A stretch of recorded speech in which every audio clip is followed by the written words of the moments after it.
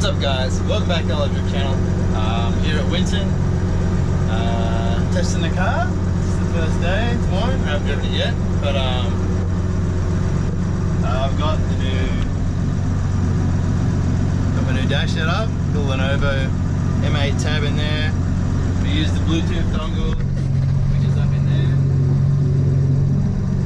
And it's got the USB power supply in the dash, and using the Dash Commander app. So it's a little laggy, but I mostly just got it for my temps. That's all I want to care about. So yeah, I'm going to head over to the skip pan and see if it stops and turns.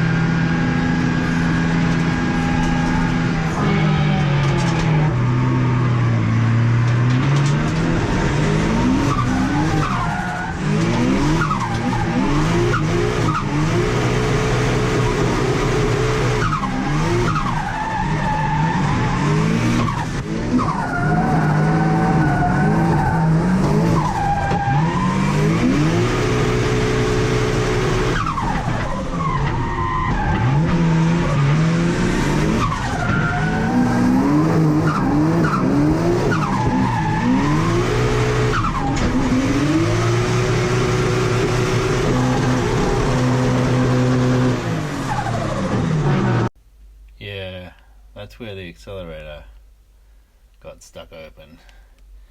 I'll show you what happened there. So the pedal I got is quite long, the rod. It's longer than the one that people normally get because I got it out of an X-Trail. So it actually has a bit of flex in it. And when I was accelerating hard, trying to smash third gear, pushed it all the way down, and actually went sideways and got stuck behind my accelerator pedal stopping bolt thingy down there.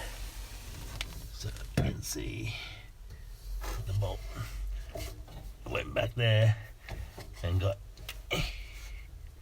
stuck behind it. So I had to bend the bolt over that way a bit more. So that's what happened there. But luckily I seem to remember there's a stop button.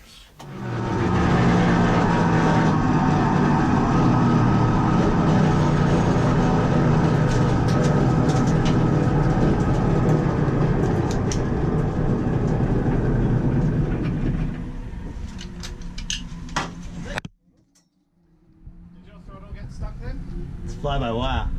Just your electronics stay on? It says go. It seemed like it stayed on longer. Sure did, baby. Let's have a look at that feature.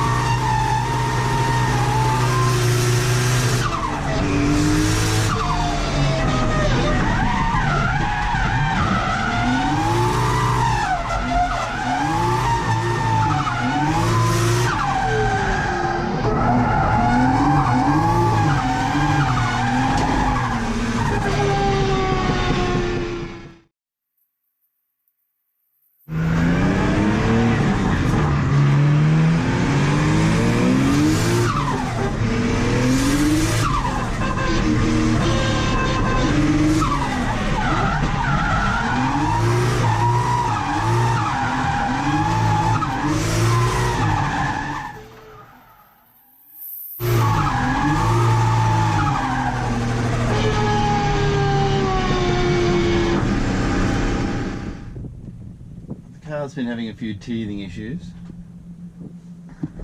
Car's steering line came loose, so I had to fix that. The front diff seal seems to be leaking, so I'm going to have to fix that. But apart from that, not too bad. Blew a coolant line on the skid pan, so I had to change that over. Car straight off the bat seems to be driving pretty well, handling pretty well. So don't really feel the need to change anything at the moment. It seems like the coilovers in the back are a bit low because the tyres are rubbing on the top of the wheel arch, so I might have to tub that. But yeah.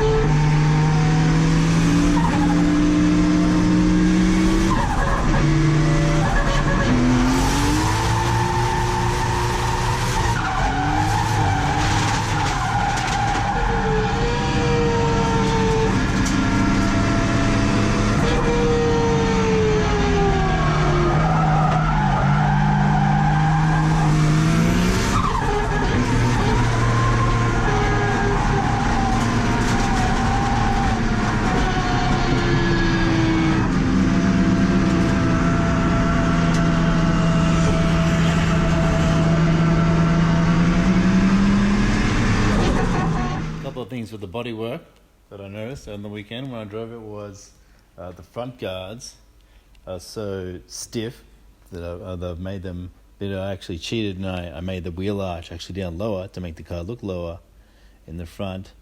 Was actually rubbing on the very edge of the tyre. I don't know if you can see that sort of polished edge there.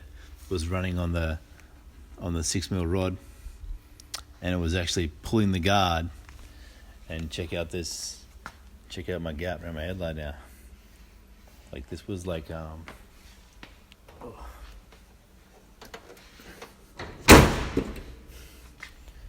gap is like finger here, and it's like it goes down so you can stick your finger in. And it's even worse at the very end, the headlight. I shove my whole finger down beside my headlight. You can see like it was worse on the most weighted side because clockwise track, obviously, running in clockwise direction. This side did it a little bit, stretched the guard out.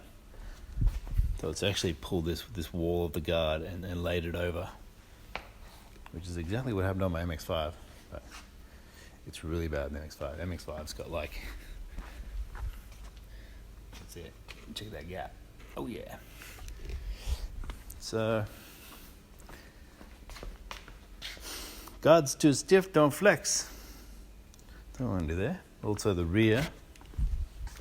As you can see, the rear fitment's pretty sweet. So I'm pretty happy with how low it sits. Looks pretty cool. But,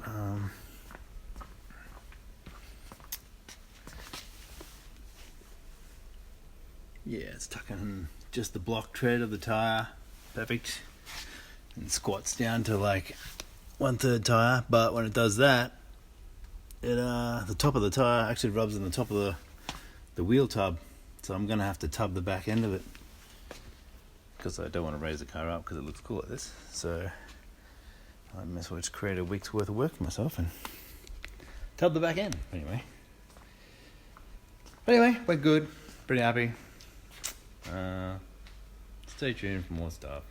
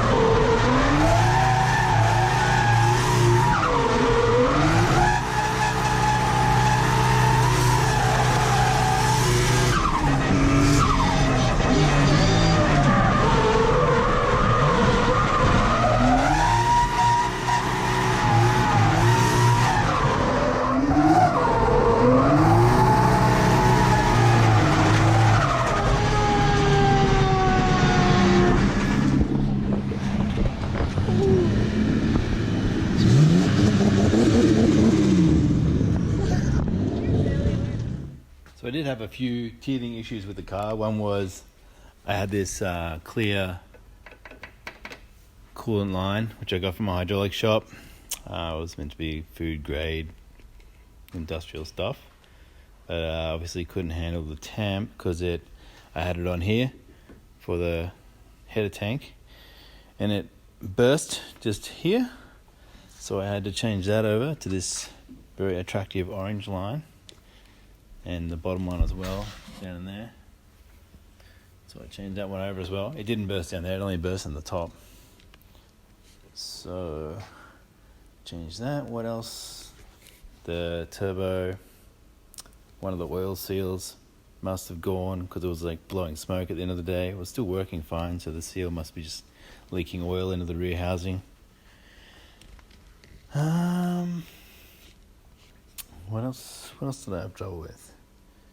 Oh yeah, the old trusty catch can was filling up. So I think this line that I've got, which goes down and tees into my front oil drain, my theory was that all the oil would be at the back, which would mean that this line would just be air breathing, crankcase pressure, and that would be able to come out through the catch can and breathe. That didn't work. The only thing that came out of it was copious amounts of oil. So yeah, I'm going to change that, take that off there, make just the oil return to the bottom, and yeah, I may actually make my catch can return to the sump, because all the stuff that was in there was just oil. There was no clear fluid in there, no E85 looking stuff. It was just pretty much good oil. I pretty much was thinking about just putting it straight back in the engine, but I didn't. Yeah, so that's about that. Apart from that, stops, turns, drifts, the steering is pretty good. Does have a bit of a dead spot on initial turn in, so it was a bit sketchy on really high speed shallow entries. Wasn't really comfortable with it, so I was gonna extend my upper arms and make it less camber, so I'm gonna do that, and maybe try a sway bar and some stiffer springs, not all at once. We'll try one thing at a time, see if we can get it handling better. But all in all, it was a pretty good weekend. Car didn't break any drive shafts or gearboxes or diffs or anything. It was pretty fun to drive, actually, so pretty happy. Thanks for watching.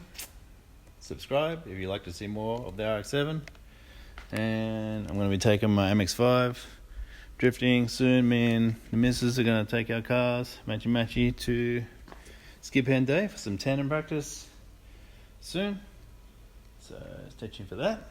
And hit the like, thumbs up thingy, that'd be good. And check you all later. Bye.